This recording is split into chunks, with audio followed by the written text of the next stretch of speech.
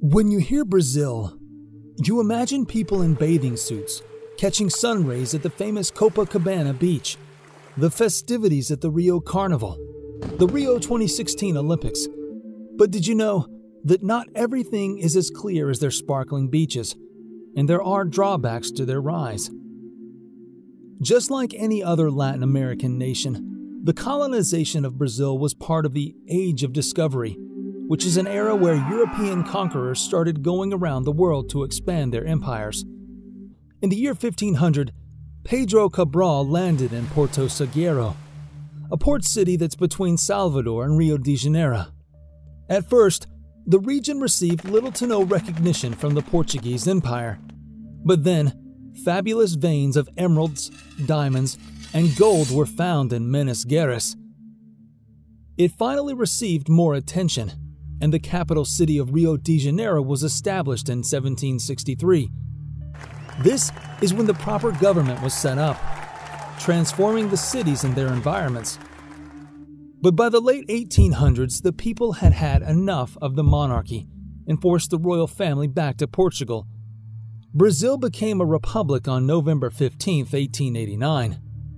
At the turn of the 20th century, Brazil was experiencing an economic downturn and lacked the infrastructure to go into the industrial economy that was booming. It was not until the early 1970s the presidents at the time enacted economic policies that centered on the domestic production of goods. Finally, they built the infrastructure expansion needed to fully embrace industrialization. Today, Brazil has become one of the biggest economies in the world, with a GDP of 1.83 trillion US dollars.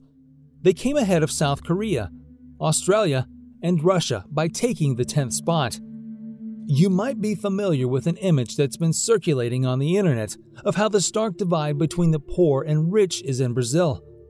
If you've never heard of it, it's an image taken in São Paulo in 2004 that shows a dividing wall between a penthouse tower and the rundown houses of a favela.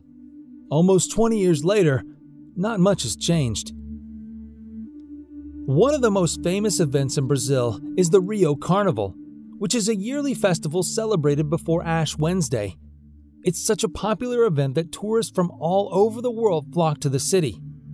This event might be one of the only instances where the poor can also enjoy the festivities. But did you know that this carnival is often overshadowed by crimes and gang violence? Every few years you hear about samba school murders, where officials or staff of a samba school that's competing to be crowned as carnival kings are murdered by gangs. That's because samba schools are backed by bicheiros, or patrons who are mostly connected with a crime syndicate. The competition can be so fierce that violence is often involved. I should also mention rise is the ever-present corruption in the region. No wonder the inequality rate is high, because the people of Brazil ranked corruption as their country's biggest problem since 2015. This might be due to the scandal that gripped the whole nation in that same year, Operation Car Wash. This scandal involved billions of dollars and more than 80 politicians and members of business elites in powerful positions. This incident was so high profile, it even involved the well-liked former president Luiz Inácio Lula da Silva. The case simply began as a routine mission. An agent was tasked to arrest a former executive of Brazil's national oil company, Petrobras. But this quickly turned to uncover a massive web of corruption. The case discovered illegal payments of more than $5 billion US to company executives and politicians. Operation Car Wash became one of the biggest news stories in the region and was even called the biggest corruption case in the history of the world. It has been said by many international forums that the economic equality in Brazil has reached extreme levels, and the statistics are not encouraging. The country's richest 5% has the same earnings as the remaining 95%. That means half of the money goes to only 5% of the population. It's no surprise that Brazil has the highest income concentration among the top 1% of the population compared to other democratic countries. According to sources, one of the reasons is that Brazilian institutions tend to protect the people on the top and make the ones on the bottom vulnerable through biased policies. The people who belong to the upper income bracket enjoy plenty of privileges, such as tax benefits for big corporations and high-earning individuals. Currently, 23 million people in Brazil are living in extreme poverty, which is about 11% of the country's population. These people are living in favelas, which are self-constructed houses that they occupy illegally. Often, favelas are located on the outskirts of the city or the hillside. Because of overcrowding, no sanitation facilities, and no organization, favelas are associated with poor health and high mortality rate. But because people cannot afford to live elsewhere, they must bear the condition and stay in the favelas. The government is still trying to solve the issue, and one silver lining is that the number of people with higher levels of education has risen from 7% to almost 20% in the last decade. This means, theoretically, there will be a rise in employment status and better equality in the future. But the truth is, the unemployment challenge has been persistent in Brazil since the 2010s. The unemployment rate in 2019 is 12.4% and had gotten worse to 14.7% in June 2021. This is the highest record for the nation because the labor market is continuing to deteriorate since 2020.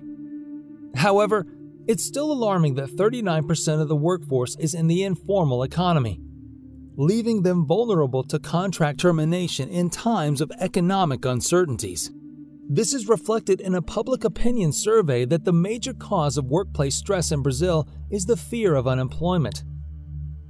Brazil was even dubbed as one of the 10 worst countries in the world for working people by the International Trade Union Confederation. This is because of the 2017 labor code reform that heavily benefited toward the employers rather than the workforce and creates issues like unfair dismissal procedures, temporary constraints with no guarantees of minimum income, subcontracting, and free access to labor justice has been restricted. This leads to appalling workplace conditions, and that's why workplace accidents, forced labor, and child labor practices have not decreased over the last 5 years in the country. Last but not least, environmental disasters in Brazil. Although the nation is considered one of the least vulnerable in the world, the fact that 85% of disasters are caused by events linked to global warming is alarming. Most of these events are divided into 3 types: flash floods, landslides, and prolonged droughts. In just the past 5 years, more than 10,225 Brazilians have lost their lives to natural disasters. This figure could grow because the risk of occurrence of these types of disasters will increase by the end of this century as climate change worsens. Ironically, the country is also partly responsible for climate change.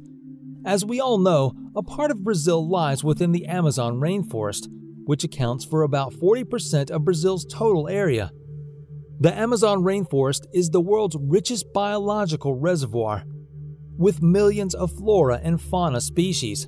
It's considered the lungs of the earth and contributes to almost 9% of total oxygen in the world.